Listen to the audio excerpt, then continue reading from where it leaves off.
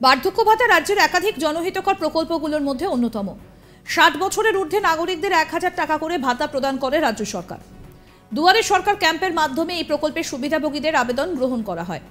রাজ্য প্রশাসন সূত্রে খবর, রাজ্যের আরও 50,000 বৃদ্ধ বৃদ্ধাদের এই প্রকল্পের আওতায় আনতে চলেছে রাজ্য সরকার। রাজ্যে 20,15,000 মানুষকে এই প্রকল্পের অধীনে বর্তমানে ভাতা দেওয়া হয়। মাসের শুরুতে সরাসরি সুবিধাভোগীদের ব্যাংক অ্যাকাউন্টে এই টাকা দেওয়া হয়। মোট প্রাপকদের সঙ্গে আরও 50,000 সুবিধাভোগীর সংখ্যা বাড়তে চলেছে। সরকারি পোর্টালে নির্দিষ্ট উপভোক্তাদের নাম তোলার কাজ শুরু হয়েছে। শীঘ্রই তাদের ব্যাংক অ্যাকাউন্টে সরাসরি প্রকল্পের টাকা পৌঁছে যাবে বলেই জানা গিয়েছে। পঞ্চায়েত দফতরের মাধ্যমে এই টাকা দেওয়া হয়ে থাকে। এই খাতে 60 থেকে 80 বছরের মধ্যে থাকা বার্ধক্য ভাতা প্রাপকদের জন্য কেন্দ্র কিছু সাহায্য করে। কেন্দ্রের তরফে দেওয়া হয় 200 টাকা, বাকি টাকা দিতে হয় রাজ্য সরকারকে। বার্ধক্য ভাতার জন্য মোট 150 কোটি টাকা রাজ্যের ভাড়ার থেকে খরচ করা হয়ে থাকে। কেন্দ্রের প্রদেয় অর্থকেও ব্যবহার করতে চাইছে রাজ্য সরকার, আর সেই কারণে কেন্দ্রীয় পোর্টালে সেই সব সুবিধাভোগীদের নাম তোলার কাজ শুরু হয়েছে।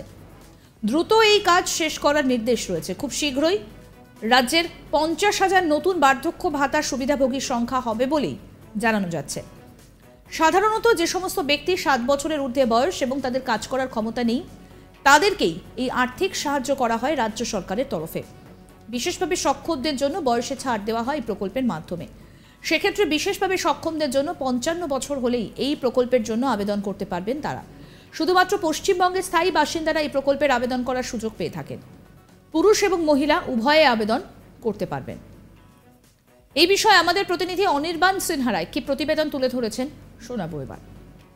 পশ্চিমবঙ্গে মমতা বন্দ্যোপাধ্যায়ের সরকার ক্ষমতায় আসার পর থেকে বেশ কিছু প্রকল্প সহ ভাতার সূত্রপাত করেছিলেন এবং সেই সূচনার সঙ্গে সঙ্গে ইতিমধ্যেই মানুষের থেকে বেশ সাড়া পেয়েছেন তিনি। এবং পশ্চিমবঙ্গ সরকারের তরফে যেমন কন্যাশ্রী, যুবশ্রী, যজ্ঞশ্রী রয়েছে, তেমনই রয়েছে বার্ধক্য ভাতা থেকে শুরু করে লক্ষ্মীর ভাণ্ডার।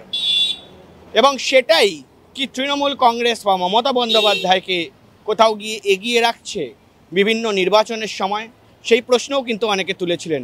এবং এই মুহূর্তে দাঁড়িয়ে লোকসভা নির্বাচনের ফল ঘোষণা হয়ে গিয়েছে।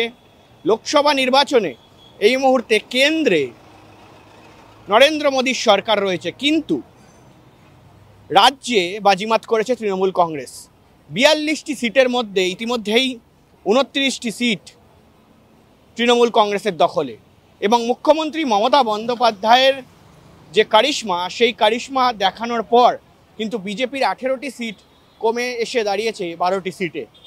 মানুষ ভোট দিয়েছে তৃণমূল কংগ্রেসকে, কিন্তু নেপথ্যে কী রয়েছে সেই ময়নাতদন্ত তো অনেকেই করছেন। কিন্তু ইতিমধ্যেই রাজ্য সরকারের তরফে আরও একটি বড় সিদ্ধান্ত নেওয়া হলো। নবান্নের তরফে ইতিমধ্যেই জানিয়ে দেওয়া হয়েছে যে বার্ধক্য ভাতা, যারা এই মুহূর্তে সুবিধাভোগীরা রয়েছেন বার্ধক্য ভাতার, সেই সংখ্যা আরও বাড়ানো হবে।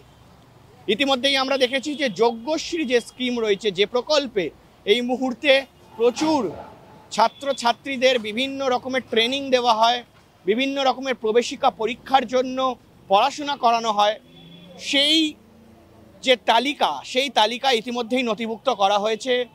শুধুমাত্র এসসি এসটি নয়, তার পাশাপাশি ওবিসি এবং জেনারেলরাও এই মুহূর্তে যজ্ঞশ্রী প্রকল্পের সুবিধা পাবেন।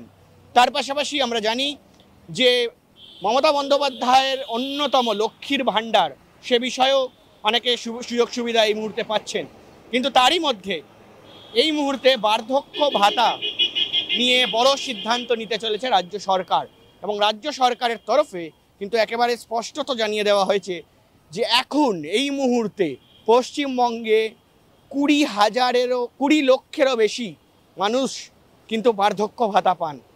এবং 60 বছরের ঊর্ধ্বে মানে সিনিয়র সিটিজেন যারা রয়েছেন, তারা এই বার্ধক্য ভাতার অন্তর্গত আসতে পারেন, নিজেদেরকে নথিভুক্ত করাতে পারেন।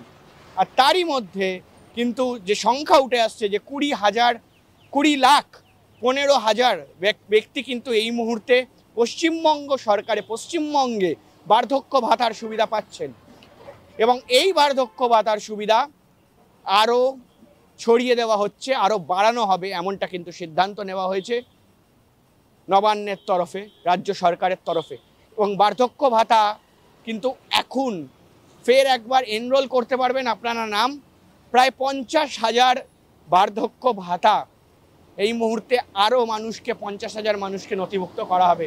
তার মানে 20,15,000 যে সংখ্যাটি রয়েছে সেই সংখ্যাটি কোথাও গিয়ে 20,65,000 হয়ে যেতে চলেছে আর কিছুদিনের মধ্যে। কারণ আরও 50,000 মানুষ এই মুহূর্তে নিজেদের নাম নথিভুক্ত করতে পারেন বার্ধক্য ভাতার জন্য, এবং তারা কিন্তু মাসে মাসে সুবিধা পাবেন।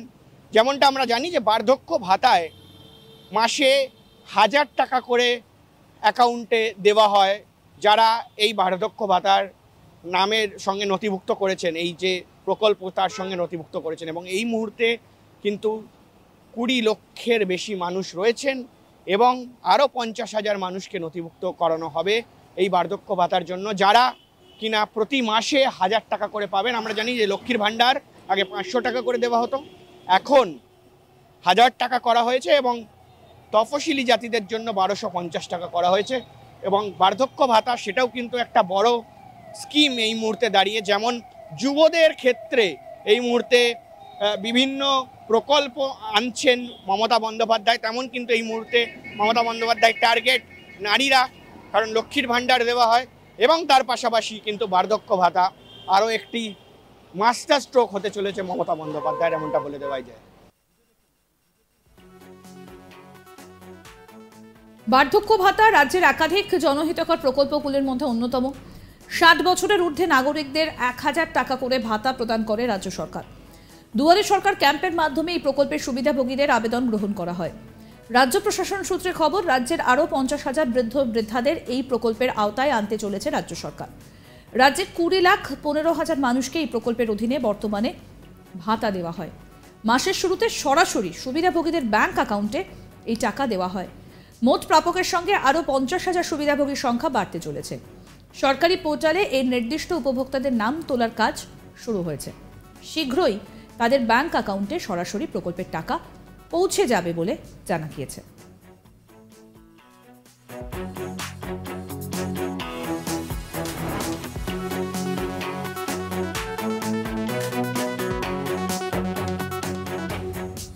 পঞ্চায়েত দপ্তরের মাধ্যমে এই টাকা দেওয়া হয়ে থাকে।